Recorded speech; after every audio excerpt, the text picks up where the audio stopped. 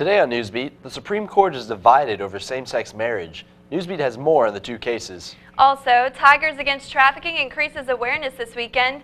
Find out why participants ran to save lives. And Unite wins. Student government voting results are in, and we go at the Live Oak Lounge live to hear the winner later. All this and more, Newsbeat starts right now.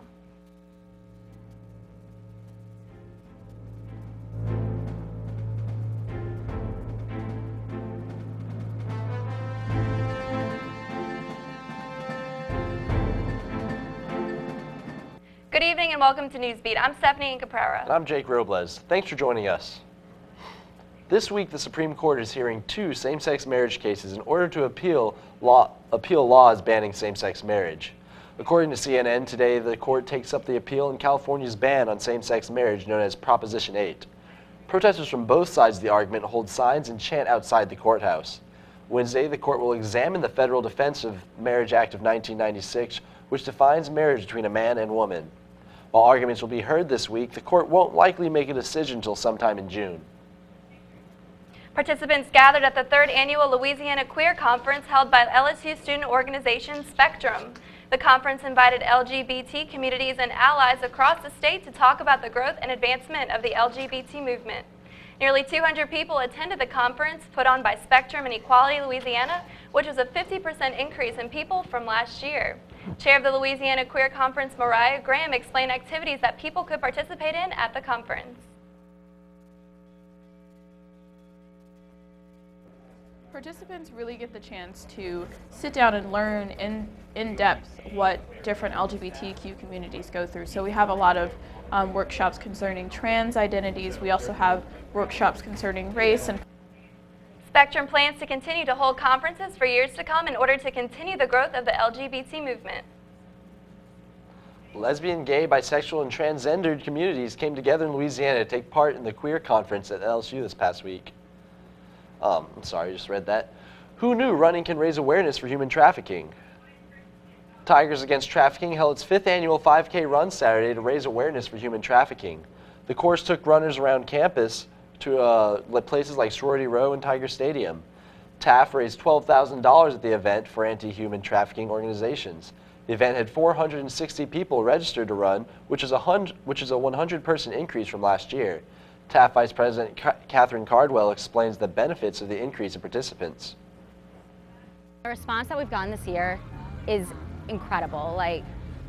Just people are learning more and more about human trafficking. They're becoming more and more passionate, and this thing is just continuing to grow. TAF donates their proceeds directly to human trafficking victims. In recent news, Harvard University secretly went through the emails of 16 deans as officials investigated who leaked the cheating scandal to the media. Does LSU have the same right to go through our emails? According to the public record law, files maintained by university employees are subject to public record. LSU's email policy says email users are required to comply with federal and state law, university policies, and standards of ethics and conduct. IT Communications and Planning Officer Sherry Thompson says why LSU the power goes through email users. There are rare occasions where our counsel will say, hey, we need to have the emails from this point to this point in time. Usually that has to do with legal actions that's going on, or it has to do with the press will come and say, hey, we're investigating a story about this specific thing, and we want the emails from this period. For more information about the use of your LSU email, go to LSU's use of electronic mail policy. And it is official, BRCC and LSU are forming a relationship that comes close to home. Desiree Maduro explains how you might see some BRCC students on our very campus. You might be wondering, since when do bears and tigers live together? Well, expect that unusual housing arrangement this fall, when LSU and BRCC join forces in the Tiger Bridge program. My involvement, though, will be a part with the residential component, where they will all be housed in McVoy Hall, which is this building right behind us. So that McVoy Hall will be completely full with the Tiger Bridge residents. BRCC students will have access to some of LSU's services and activities, including dining halls, health center, UREC, and athletic events. Several BRCC students think this program is for the greater good, and the benefits outweigh the cost. They're also very excited to see how the dynamics of these two schools play out. think it's a good idea because a lot of people don't have the ACT score, so they come to a community college to, get into colleges like LSU. Although most students believe this is a great program, others believe it is not necessarily a fair one.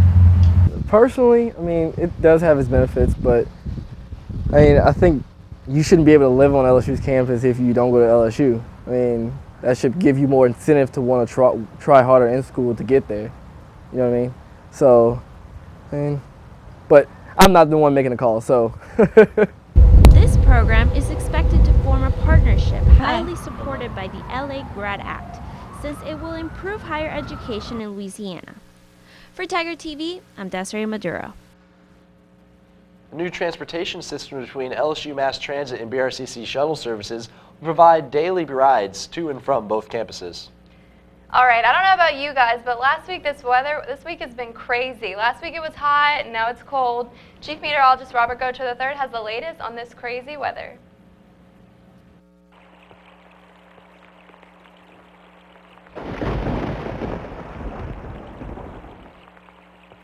Good evening, I'm Chief Meteorologist Robert Gocher III, and it's been warm and cold and warm and cold, and it's supposed to be spring. We're supposed to be warm, but it's cold. Let's take a look at the almanac. Mike the Tiger's been writing down weather notes since Mike the First, and 1995, that was our lowest low on record. That happened in 1995, the year Marty McFly went back to the future. 32 degrees was our low for March 27th, actually, the low for tomorrow early in the morning. 32 degrees. Our forecasted low for tonight is 31 degrees, so it's very likely we'll break a record tonight for our low. Our normal is around 51 degrees, so you can tell we're way below average, and we can thank all this cold air coming in, chilling Louisiana. Let's take a look at tonight's weather. Like I said, 31 degrees, clear and cold. The wind's light and variable, clear skies. Tomorrow we can expect the temperature to be a little warmer than today. We didn't break out of the 50s today. Tomorrow we can expect around 63 degrees, so it's still kind of cool. Our winds should be calm, and we should experience clear skies. And you can tell in the 5-day forecast, we have lots of sun. We start to get a little cloudier come the weekend and a chance of rain on Sunday, but you can see that our temperatures gradually get a little warmer as the week goes on, and even our lows too. We get out of the 30s, we get to the 40s, we get to the 50s. So this cold air won't last too long. Hopefully it'll be the last freeze of the year, and we'll likely get a freeze warning tonight put out by the National Weather Service. Remember the 5 Ps. Prepare.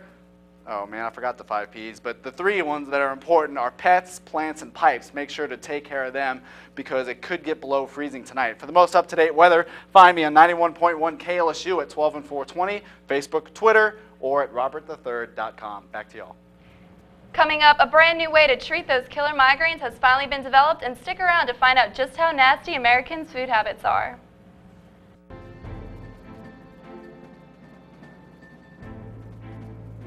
Welcome back to Newsbeat. I'm Sarah Gastineau with your weekly shot of MedWatch.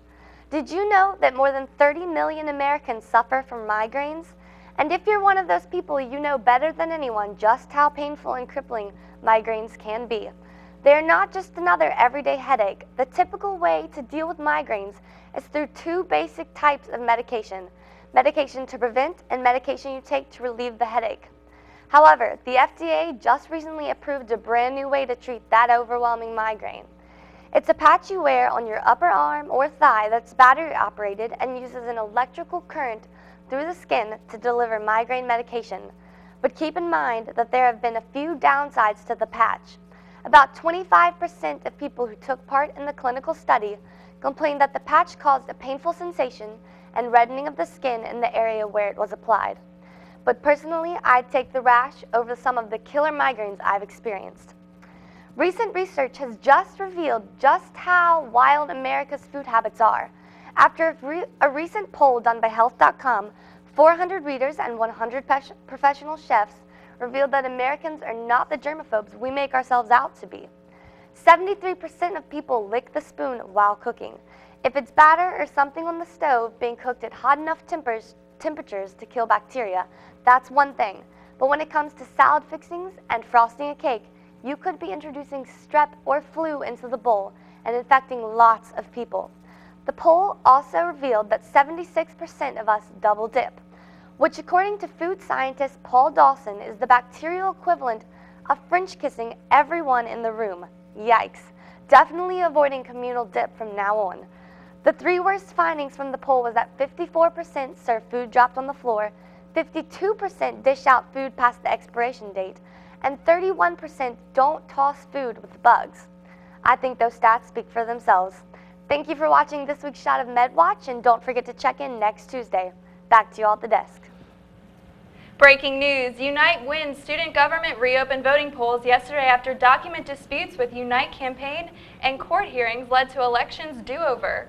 Results were announced at 4:30 in the Live Oak Lounge. Unite won with 62.7% of the vote. Newsbeat will have later on. That's all the time we have for Newsbeat today. Be sure to connect with us on YouTube and follow us on Facebook and Twitter for our latest updates. Thanks for joining us and have a great rest of the week.